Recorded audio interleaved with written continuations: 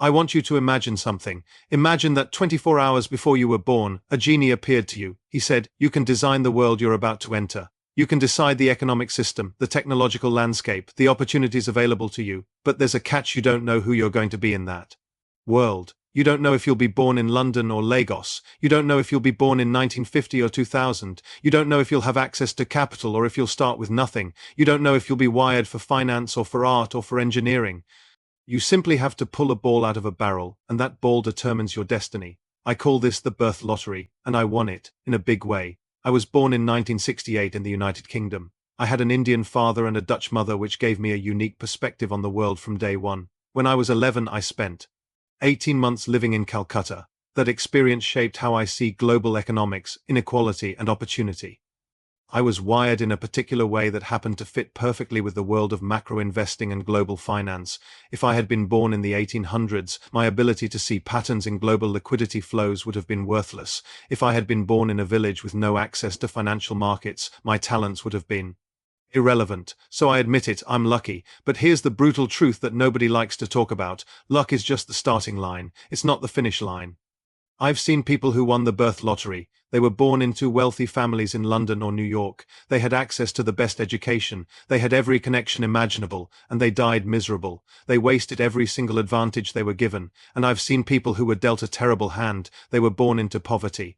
In Lagos or Manila, they faced discrimination. They had no network, no capital, no safety net. And yet they built lives of immense meaning and financial freedom. What's the difference? It's not IQ, it's not talent, it's not even hard work in the conventional sense, it's their operating system. Most people go through life drifting. They're like a boat without a rudder. They let society push them. They let their parents' expectations push them. They let Twitter and the news cycle push them. They let the latest hot narrative push them. They have no rules. They only have reactions. If you live by reaction, you will always be a slave to your environment. To win the game of life, and I mean truly win, not just accumulate numbers on a screen, you need a code. You need a set of iron laws that you never break, no matter what the world throws at you. Over my 35 years in finance, from Goldman Sachs to GLG Partners to Real Vision, I've made countless investments. I've called major crises. I've made significant money. But the most important investments I ever made were not in markets. They were in principles. Today I'm going to share with you the 5 life rules that built my character and my career. These aren't hacks, these aren't shortcuts, these are the algorithms that reprogram your brain from drifting to designing. If you follow them, I can't promise you'll become wealthy, but I can promise you this: you will never look back at your life with regret. Let's begin. Rule number 1. The 5/25 rule: subtraction is the key. Let's start with a paradox. We live in the richest time in human history. We have more information, more technology, and more opportunities than any generation before us. The internet has democratized access to everything: knowledge, markets, audiences, tools, and yet look around. Are people happier? Are they more successful? Are they more focused? No, they're anxious, they're overwhelmed, they're paralyzed by choice. Why? Because they're drowning in more. Most people operate under a false assumption. They think that to get more out of life, they have to put more into life. They think if they want to be successful, they need to start 3 businesses, learn 5 new skills, build 10 different income streams, follow 50 different crypto projects, and be on every social media platform.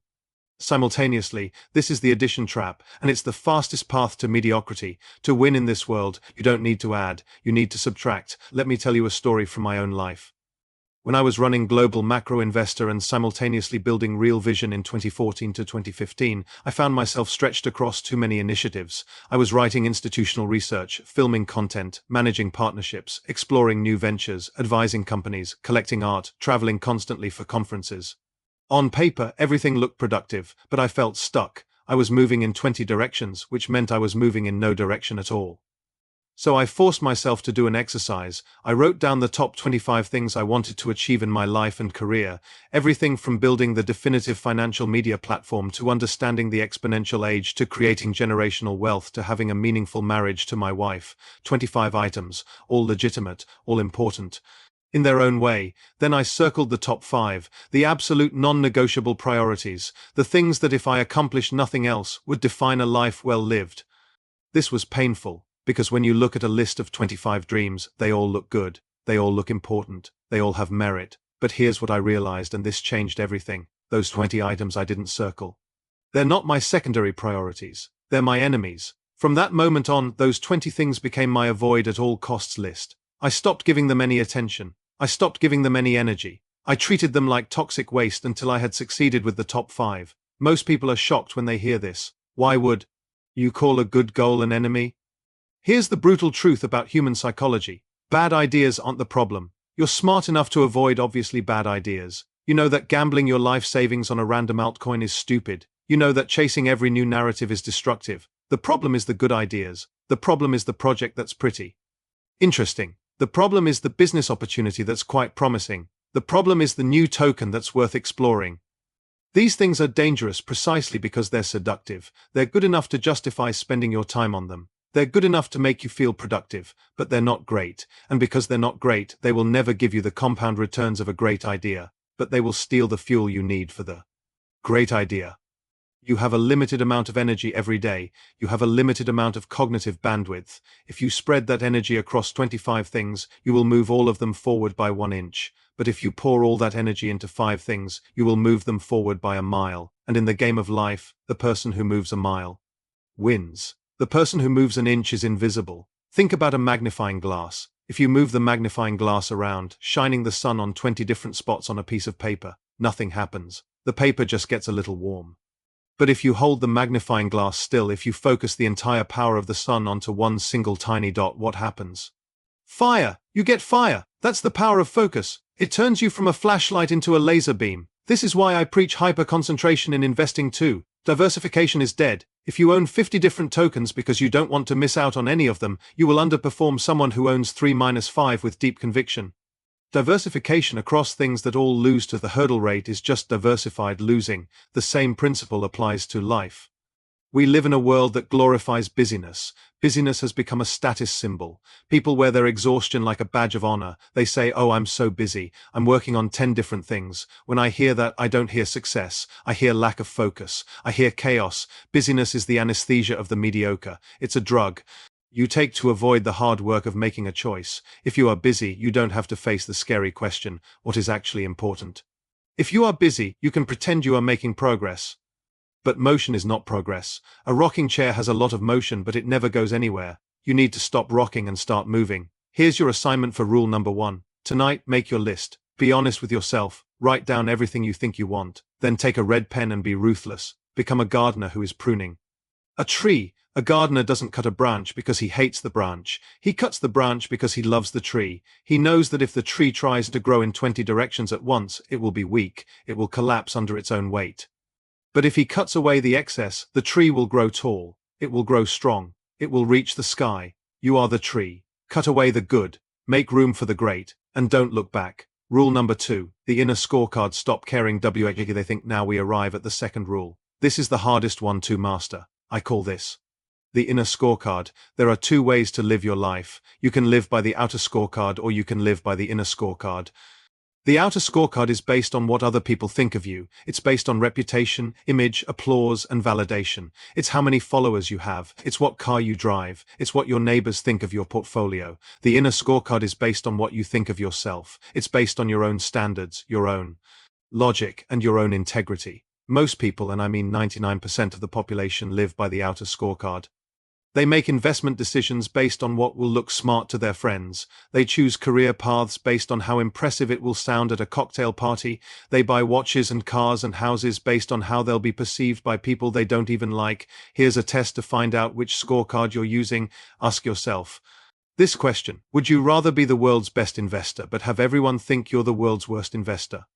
Or would you rather be the world's worst investor but have everyone think you're a genius? Think about that for a minute. If you choose the second option, if you want to be terrible in reality but look great to the public, then you're living by the outer scorecard. You're living a lie. You're an actor performing for an audience, and the problem with being an actor is that you're a slave to the audience. If they clap, you're happy. If they boo, you're destroyed. Your self-worth is completely external. But if you choose the first option, if you're willing to be the best investor in the world, even if everyone thinks you're a fool, then you're free. You're living by the inner scorecard. You know the truth, and the truth is enough for you. I've faced this pressure many times in my career. The hardest time was 2013 to 2017. I wrote the first institutional macro research paper on Bitcoin in 2013. I invested when it was around $200. I told my institutional clients, hedge funds, sovereign wealth funds, the most sophisticated investors in the world, that this was a revolutionary asset class.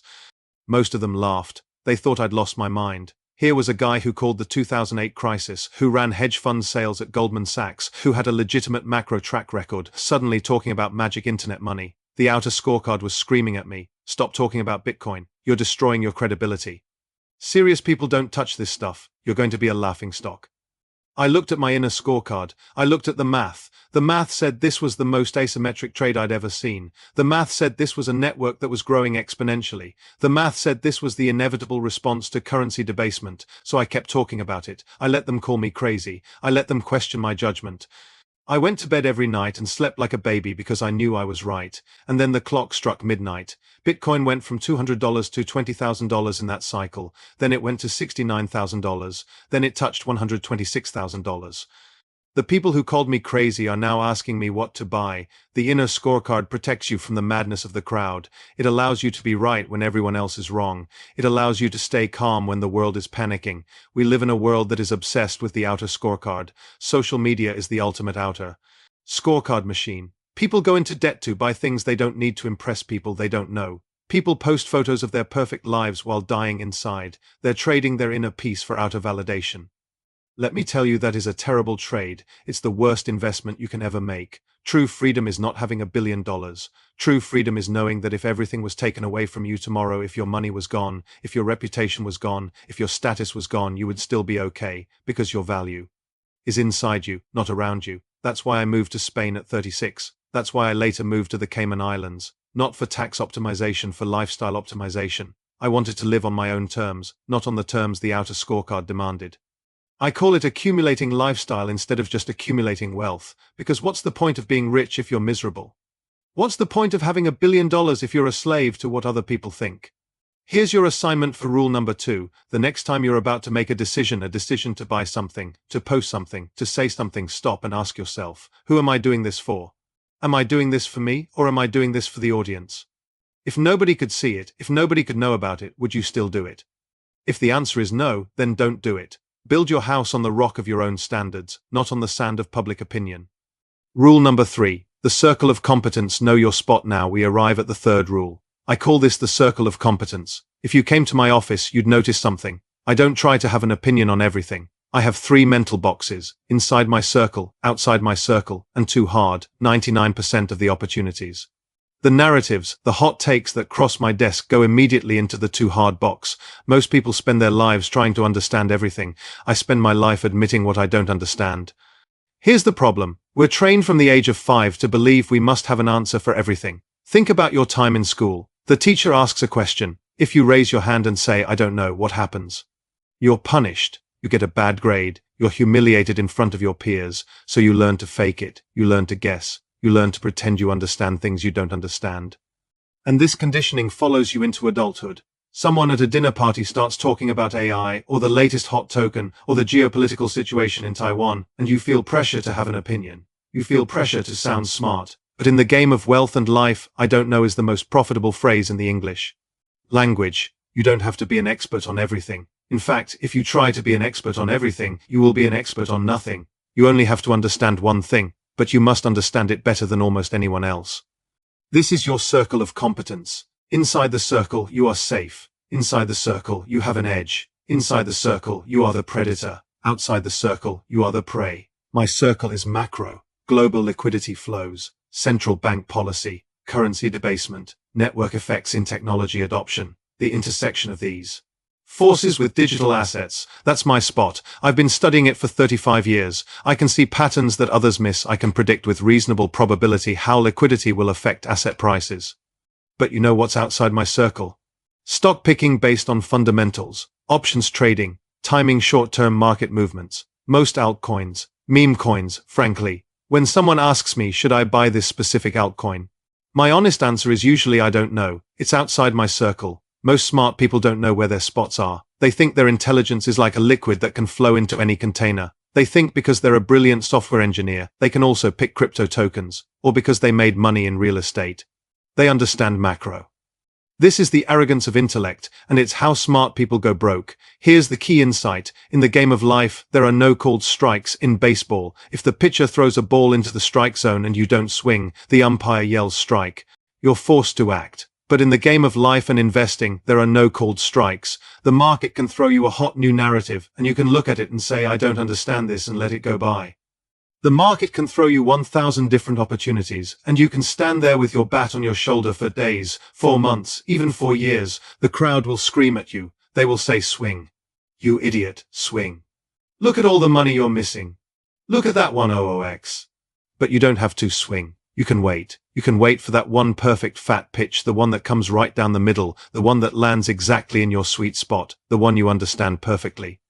And when you see that pitch, you don't just swing. You swing with all your might. You step into it, and you hit it out of the park. This is why I say focus on quality L1s in crypto, Bitcoin, Solana, SUI, things I understand deeply, things I've studied for years, things that fit my macro framework. I don't need to understand every DeFi protocol. I don't need to catch every meme coin. I just need to be right on a few big calls. The size of your circle doesn't matter. You can have a huge circle, or you can have a tiny circle. Maybe you only understand one specific niche. That's fine. You can get rich in that niche. The factor isn't the size of the circle, it's knowing exactly where the perimeter is. If you're standing on the line, if you're saying, well, I kind of understand it, then you're already in danger. Kind of understanding is the same as not understanding. In a world that rewards specialization, the generalist is the victim. Here's your assignment for rule number 3. Take a piece of paper and draw a circle. Inside that circle, write down the things you genuinely understand, things you've studied for 10 years, things you can predict with 80-90 accuracy. It might be a very short list. It might only be one thing. That's okay. Now outside the circle, write down everything else. The things you read about in the news, the things your friends talk about, the things you think you should know. Then make a pledge to yourself. I will never bet my money, my time, or my reputation outside of this circle. I will wait for my pitch. And when it comes, I will swing hard. Rule number 4. The citadel of reputation. Your name is everything. Now we arrive at the 4th rule. I call this the citadel of reputation. If you study history, you'll see that the greatest careers were not built on intelligence alone. They were not built on timing or luck. They were built on something much more fragile, yet much more powerful. They were built on trust. And if you study the people who failed, the people who rose to the top and then crashed and burned, you will see they almost always failed for the same reason. They tried to trade their reputation for money. When I look at who I want to work with, whether it's partners at Real Vision, managers in my fund of funds, or people I interview on the platform, I look for 3 qualities: intelligence, energy, integrity. And here's the critical part. If they don't have the last one, if they don't have integrity, then I want them to be dumb and lazy. Think about the physics of this. If you work with someone who is dishonest but also stupid and lazy, they can't do much damage. They'll just sit there and maybe steal a few small things. But if you work with someone who is dishonest and they're highly intelligent and high energy, you've just partnered with a professional destruction machine. They will use their intelligence to find the loopholes. They will use their energy to exploit those loopholes 24/7. They will burn your house down while you're sleeping. So integrity is the gatekeeper. It's the filter through which all other talent must pass. But I want to go deeper than just hiring decisions. I want to talk about your personal economy. Most people think of integrity as a moral burden. They think it's something that stops them from having fun or stops them from making easy money. They're wrong. Integrity is the ultimate economic moat. In a world that is becoming increasingly transparent, where everyone has a camera, everyone has a keyboard, and nothing stays hidden, you cannot get away with anything anymore. If you cut corners, you will be caught. It might take a year. It might take 10 years. But the truth always has a way of leaking out. And when it does, the tax you pay is infinite. If people don't trust you, every single interaction in your life becomes expensive. You have to sign longer contracts. You have to hire lawyers. You have to triple check everything. People won't give you the benefit of the doubt. This is called friction cost. But if you have a reputation for unshakable integrity, if people know that your word is your bond, then you have a trust premium. Deals come to you faster. Problems get solved quicker. People want to work with you. People want to invest with you. You become a magnet for quality. I've been in this industry for 35 years. I've seen the FTX collapse. I've seen the Luna disaster. I've seen countless people trade their reputation for a quick buck. And you know what? Every single one of them paid the ultimate price. So how do you build the citadel? How do you ensure you never cross the line? I use a tool like all the Twitter test. It works like this. Before you do anything, before you send that email, before you sign that deal, before you make that comment, before you enter that trade, close your eyes. Imagine that tomorrow morning, a journalist writes a story about what you just did, and that story is posted on Twitter. It gets 10 million views. Everyone in your industry sees it. Your wife reads it. Your children read it. Your investors read it. Your critics read it. How do you feel? Do you feel proud? Do you feel comfortable? Or do you feel a knot in your stomach? If you feel even a tiny bit of shame, even a 1% hesitation, don't do it. It doesn't matter if it's legal. There are plenty of things that are legal but are wrong. It doesn't matter if everyone else is doing it. The crowd is often wrong. It doesn't matter if you think you won't get caught. The test isn't about getting caught. The test is about who you are when nobody is watching. Remember this formula. It takes 20 years to build a reputation. It takes 5 minutes to ruin it. 5 minutes. One stupid tweet. One dishonest deal. One moment of greed. And once it's gone forever. Reputations are like fine china. You can break it in a second. And yes, you can glue the pieces back together. You can apologize, you can try to fix it, but the cracks will always show. The structure is weakened. I've been in this industry for 35 years. The one asset I protect above all. Others isn't my portfolio, it's my name. Here's your assignment for rule number 4. Conduct an audit of your life. Look at your business practices. Look at how you treat the people who work with you. Look at what you say in private that you wouldn't say in public. Is there anything you're doing right now that would fail the Twitter test? Is there any secret you're keeping that would destroy you if it became public? If there is, stop it immediately. Clean house. Build a citadel that is so strong that even if they turn the lights on, you would have nothing to hide, because in the long run, being a good person is actually the most selfish thing you can do. It pays the highest dividends, and it lets you sleep at night. Rule number 5, the long game. Compound everything, and finally we arrive at the 5th rule. I call this the long game. Einstein is often quoted as saying that compound interest is the 8th wonder of the world. He said, "He who understands it, earns it. He who doesn't, pays it." Most people nod their heads when they hear this. They think they understand it. They think it means if I save $1 today, it will be worth $2 in 10 years. But they don't really understand it, because if they did, they wouldn't live the way they do. Here's the truth. Compound interest is not just about money. It's the fundamental law of the universe. It applies to knowledge, it applies to relationships, it applies to skills, it applies to health, it applies to network effects, it applies to everything that matters. Let me give you an example from my own life. People look at where I am today, the platform, the influence, the investments, and they see the result. They see the headlines. They don't see the variables in the equation. There are 3 variables in the compound interest formula. Principal, how much you start with, rate of return, how fast it grows, time, how long you let it compound. Most people focus on the principal. They try to raise a lot of money to start with, or they focus on the rate of return. They try to find the hot trade that will double in a month, but they ignore time, and time is the exponent. Time is the heavy lifter. I started at Goldman Sachs in 1997. I was in my late 20s. I spent years learning, watching, building relationships, understanding how institutional money actually moves. Then I moved to GLG Partners. More years, more learning, more pattern recognition. Then I retired at 36 and started Global Macro Investor in 2005, then Real Vision in 2014, then Exponential Age Asset Management, every step built on the previous one, every relationship compounded, every insight added to the framework, every correct call built credibility for the next call. The magic didn't happen at the beginning. The magic happened after decades of compounding. If I had tried to shortcut the process, if I had jumped into launching a media company at 28 without the institutional experience, it wouldn't have worked. I wouldn't have had the network. I wouldn't have had the credibility. I wouldn't have had the framework. This is why I tell people we're only 3% of the way to a $100 trillion crypto market. This is why I say you have until 2030 to position yourself. The best is still ahead, but only for people who understand the long game. Here's the hardest part of the long game. It's boring. It's excruciatingly boring. You invest in Bitcoin at $200. You wait. Nothing happens for years. You get laughed at. You watch other people make quick money on things you don't understand. You feel like an idiot. Then suddenly it works, but only because you waited. Compounding requires patience in a world that demands immediate gratification. We live in a TikTok world. We live in a world of 15-second videos. We live in a world where if you order a package and it doesn't arrive in 2 days, you get angry.